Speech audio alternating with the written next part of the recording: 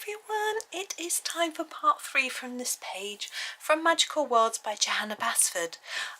Using Castle Arts pencils, we're using Soft Touch, Pasteltint, Harmonious, all mixed together, bit of a mishmash. Hopefully it's working for you. So let us come in close to our third picture. Now we have another little birdhouse, this time in a flower, or under a flower, under the shelter of a flower, shall we say. Now I was trying to think, I want to do this a different colour to the previous two pictures. I think it's quite nice to mix it up a little bit. I was considering doing this blue, but the next picture looks like bluebells, and that one could be blue as well. So we're not going to do it blue. I think we might go for purple though. We've got quite a few sort of purple violet-y colours rather than the pinky purples that we did in the first picture. So I'm just going to turn to that section, and we've got quite a few because there's quite a few in the Harmonious, there's a couple in the Pasteltint, so we've got quite a few to play with. Now I'm thinking I like the centres of the flowers. I like those to be darker so they stand out. So I think I'm going to start with those actually, and I'm having a look, and we have a mulberry in the Soft Touch. Actually the blueberry from the Harmonious is really dark. I think we'll start with that. Just got to find it. I know it says it's blue, but to my eye it's a little bit purpley, violety, so we're going to use this, and even if it is blue it doesn't matter, does it? So for this centre part I really need to lean this book on something. Hang on a minute. I'm just going to grab, I've got a copy of Lost Ocean next to me here.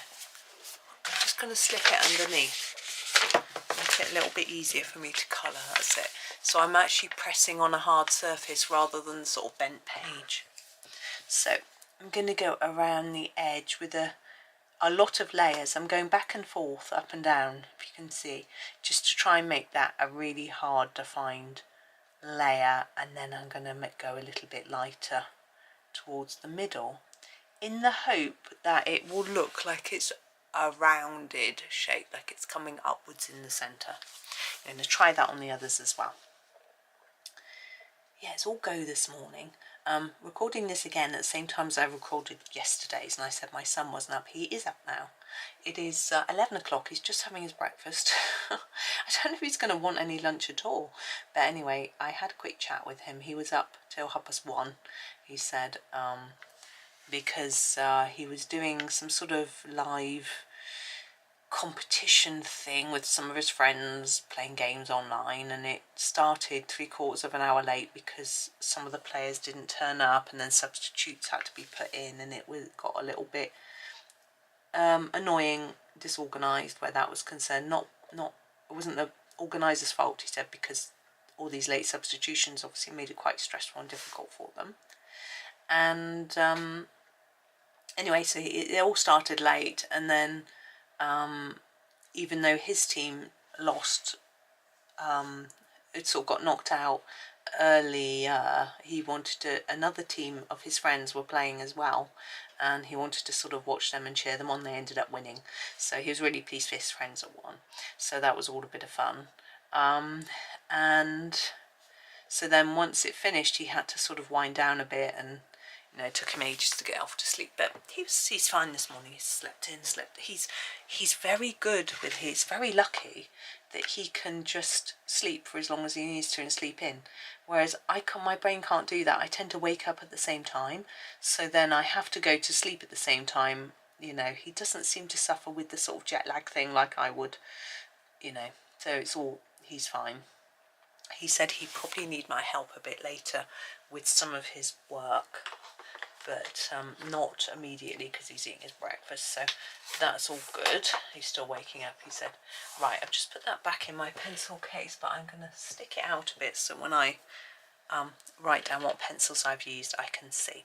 So this is going to be our darkest purpley colour. I might use it again for bits of the bird box, I don't know yet. But we need to now go to something a little bit paler, but I still want a darkish colour in the centre.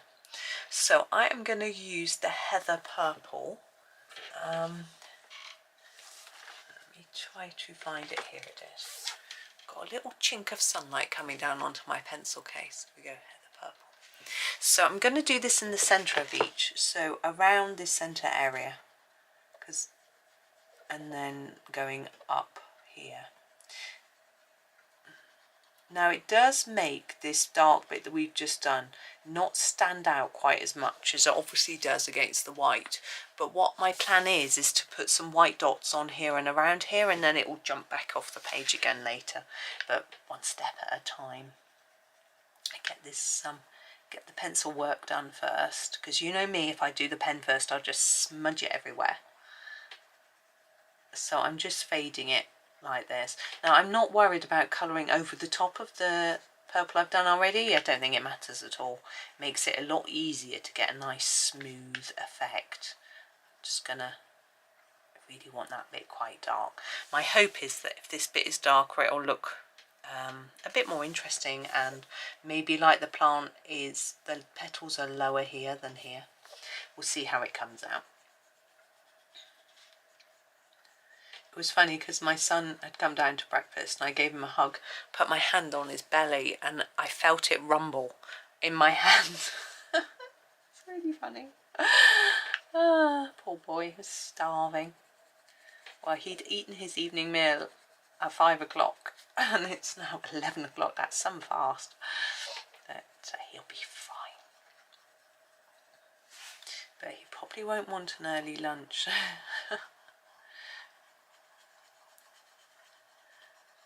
But we'll see. I don't want a lunch that late. But anyway, we'll see how it pans out. I had a late-ish breakfast, to be honest. For me, it was after 8 o'clock. Normally 8 at breakfast at 7.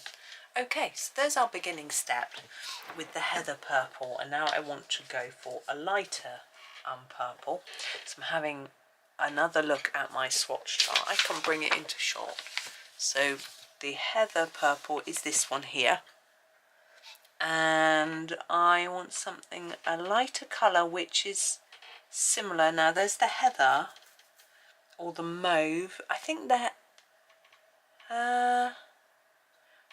heather in the Pasteltint might work nicely. We'll have a go. It looks like it's a similar colour. Here it is. So I'm just sort of going to go over what I've done. I want to layer it up a little bit more here and then fade it off towards the tip so it's really quite pale up there. So I'm just going to work some more layers in there. Now, I think sometimes what people do is when they colour, they just use one layer across the whole item, and then they wonder why it looks a bit flat. And just building up a little bit of a layer and more layers in some areas than others is a very simple way to make it look a little bit more three-dimensional with very little effort. What we'll probably do is get a darker colour and put some in here and here, maybe in between here at the end. But we'll just work this one through first. Yeah, I'd bought them the boy some blueberries. He was having a few of those on his breakfast. Sorry, I could blow my nose with his banana on his cereal. I think he had yoghurt, banana, blueberries and oats. But they asked me to buy them something interesting. But the blueberries didn't go down too well, I don't think. They weren't the kind of interesting they were after. Never mind. They'll be happy about the fact that we bought way too many new potatoes for lunch tomorrow. So there'll definitely be leftovers, which we always cube up and fry after. They'll be very happy about that. Yeah, we've got father-in-law and his companion for lunch tomorrow, which is going to be lovely. I can hear a musical sound. Maybe I'm hallucinating. I don't know, it's very odd. It's nobody in the house. Oh, well, I mean, my son in the kitchen might be listening to something, but he's too far away for me to hear. he's quiet. My husband and my other son are working together on a project that my son's doing for uni, and they were really raising their voices, and my other son said, "Why do they all shout at each other?" And I said, "I guess when someone shouts at you, you shout back. You know, they weren't being impatient with each other." And he said, "Well, I've spent all my life learning how not to do that." And I said, "Well, that's really good of you to do that, but I find it very, very difficult." And so I'm just going to work back through these, and I just want to darken up this bit here. I also was able to put the sheets on to wash at last, once he got out of bed. I was waiting, but they'll dry. It's sunny today. I could my sister was saying she was washing her sheets and putting them outside in the sun, but I don't have a washing line. I have an Aira, and my Aira's got clothes on it anyway, which I don't really like these edges. They look a bit weird. I'd really want a paler colour just to tidy them up, but I'm looking and I can't find anything that's sort of very pale purpley. I'm looking and looking. I'm wondering whether to just try going over them with a bit of white. I'm going to try. It might just not show up. Sometimes these castle whites aren't the best. Titanium white. Let's try it. Now, what I am trying hard to do here is not to colour over the black line, because if you put your white pencil over the black line, it will fade it. And that is absolutely fine if that's what you want to do, but I don't want to do that, or else I might think I've got to do it everywhere.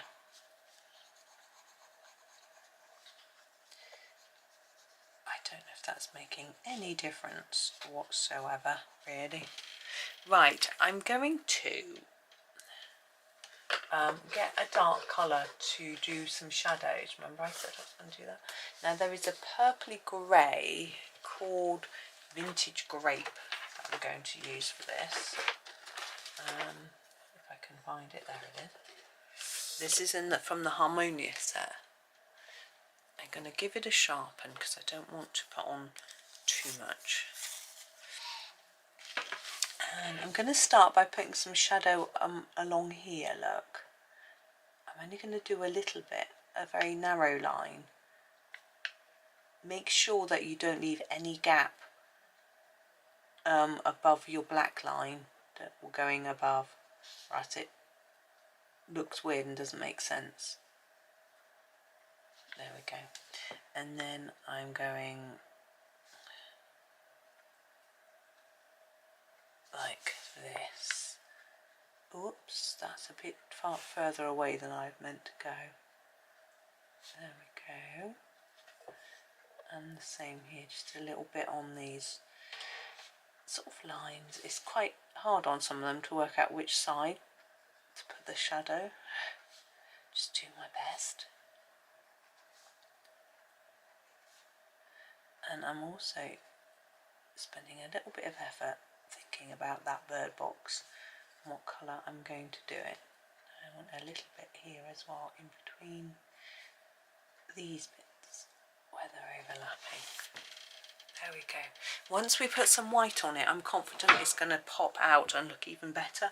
But as I say, I don't want to do that yet because I'll just smudge it, even though it's at the top and I'm going to be working at the bottom. I just don't trust myself. Now for this green in this picture, I think we can go a bit darker than we did in yesterday's because we've got quite a dark colour coming from the centre of these. And I quite like the idea of doing quite a bluey colour. I'm actually going to use the bayberry. Now we used the bayberry in the first picture, but we use the Pasteltint bayberry. I want the Harmonious bayberry, so this is the dark one. Okay, I'm going to give it a sharpen. There we go. And I'm going to use it for these stems. I'm not going to press too hard because it is a really dark colour, but I'm going to make it a little bit darker at the top there and the bottom where there might be some shadow as it's sort of edging up against the other items. like that. And then also just at the base of the leaves like that. And then I'm going to find another colour to just finish them off. But I think it's nice to have a little bit of the stem colour sometimes to sort of, it makes sense. Leaves don't always do that, but I think when you're colouring it can just tie it up together. Oh, we've got that one there as well. So do you think these are bird boxes? Do you think birds live in here? What else might live in a little box like this? I think it's probably birds. Bat boxes are similar, but they don't have a perch. Now on this bit of stem it's a bit thicker, so I'm going to go a little bit darker here on the edge and then try and fade it down a bit by putting less layers towards the centre.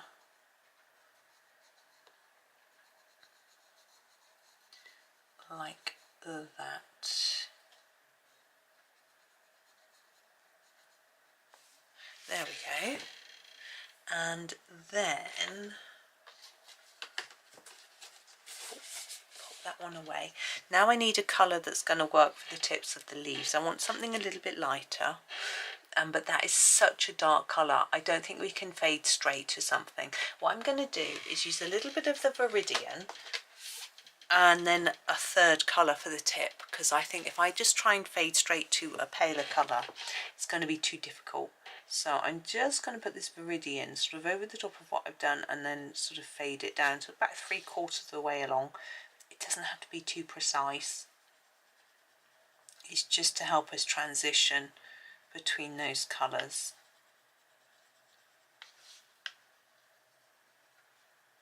Like that. Oh, sounds like my son's. I just heard a big bang where he put his cereal bowl down on top of the dishwasher. Well, on the worktop that's above the dishwasher. I mean, goodness, you wouldn't want to put it away. I'm trying to just darken up some of these areas to just really emphasize that darker base. I think it looks nice. Like, especially like in here, where there'd be some shadow against the bird box and where the leaves overlapping. There we go. And then the tips are going to go quite pale. I have been having a look. I'm thinking the angelica from the Pasteltint set could work quite well. So there we are, angelica. And just give it a sharpen, and then just... Now I don't want to go right over this base part because that's quite dark. I'm going to start about here and take that down to the tip like that. And what I'm also going to do is do the stems with this as well. I'll show you in a minute. It's simple.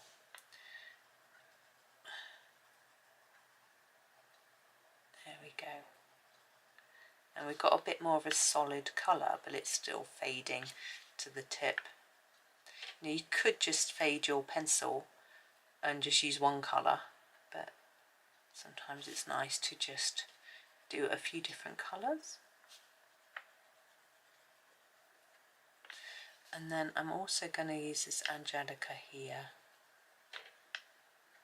where I wanted these bits of stem a little bit paler, but it doesn't look white now. We've just got that green in there. I think it works. Okay, now we've got, oops, there we go. We've got our grass part to do. I think I want to stick with the bluish green, but grass doesn't tend to be that colour, does it? Let me have a little look. Maybe we'll, yeah, I'm going to start with a mint green light. Oh, there it is. I'm struggling to find it. So many greens. Spoil for choice. Right, mint green light. A little bit more. There we go. And again, like we have with our other green, you could make this look like a swirly mossy bit like we did on the first one. I think I will. I prefer colouring like that in a sort of circular motion. It's a little bit easier, I find, to stay in the lines, she says, having gone out of the lines already. Still easier. I just still can't do it. There go. And I'm going to do these tufty bits in the same colour, but I'm going to grab a slightly darker one to just do their bases, I think, in a moment. But I'm just blocking them. I'm actually doing it quite hard. Hopefully not too hard. There we go. Mint green light. Okay, so we want something a little bit darker. Now mint green's a little bit darker, I think. No, it's not. Mint green's lighter. It's weird. I think I'll go with the phthalo green. That looks like it's going to work. And what I'm going to do is put a few swirly bits down here, and it will just give this a little bit of texture. And it's not a very realistic colour for a plant, but especially grass or moss, but it just matches what we're doing, so I'm okay with it. Now I've got to make a decision which is going to now impact the rest of my page, is my bird box. If I do it the same colour as the flower here, we did this one the same colour as the mushroom, so once I do that, if I do it the same, I've got to do all the rest the same. And so I've got to decide, is that where I want to go with my page? And I think the answer is yes. I think I'm quite happy doing that. So we're going to turn back to our purples, violets, whatever you wish to call them, and use those. So I'm going to actually start with the, oops, not that, with the vintage grape. Remember we used that for a bit of shadowing. I'm going to use that for the hole in the middle. So we're going to do that first. It's quite grey, but I think that's fine because it is going to be dark in there. Okay, and it's how we did our previous one with, I can't remember what we used. Okay, and now turn to the violets and things. I think I'm just going to start with the heather purple and use that for our roof. Again, like our last one, I'm going to make it darker at the base here and then fade it upwards.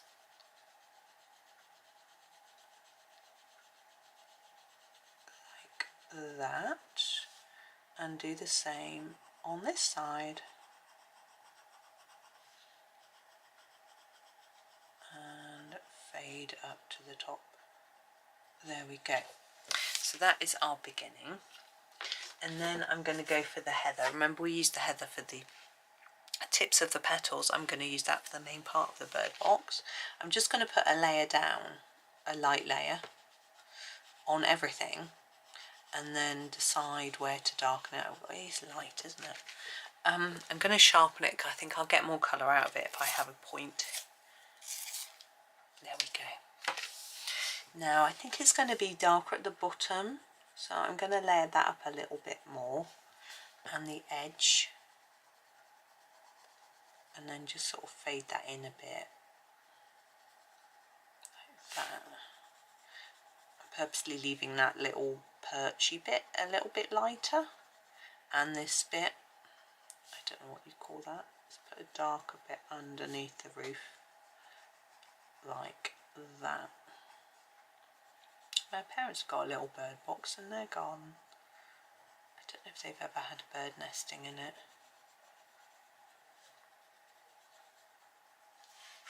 There we go.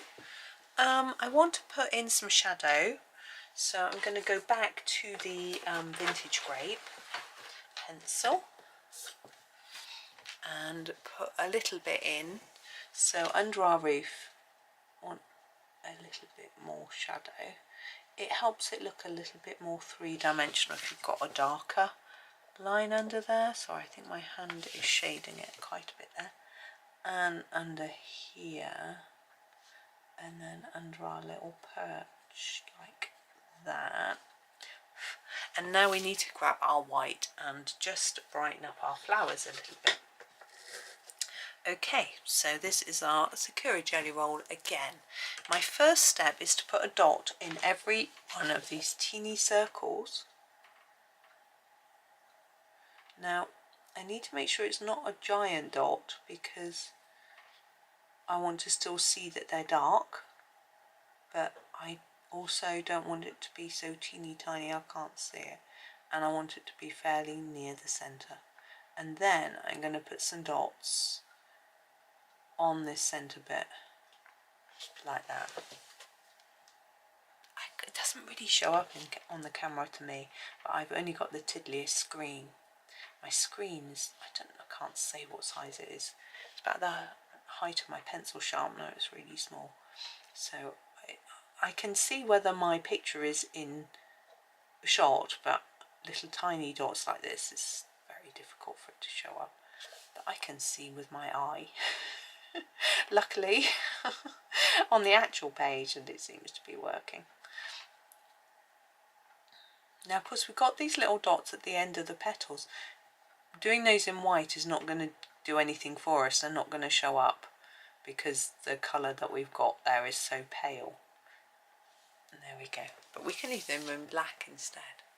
So there is that one. I think I'm happy with that being left as it is. Yeah. So that is that one done. So yes, so that's 3 of them done. We're halfway. I thought these might take quite a lot longer than they have. The next one is actually quite simple. The next, yeah. So, you know, it depends how many different colours I decide to use and that sort of thing. But anyway, it's been fun. But yes, please join me for the next one tomorrow. But for now, thank you for watching.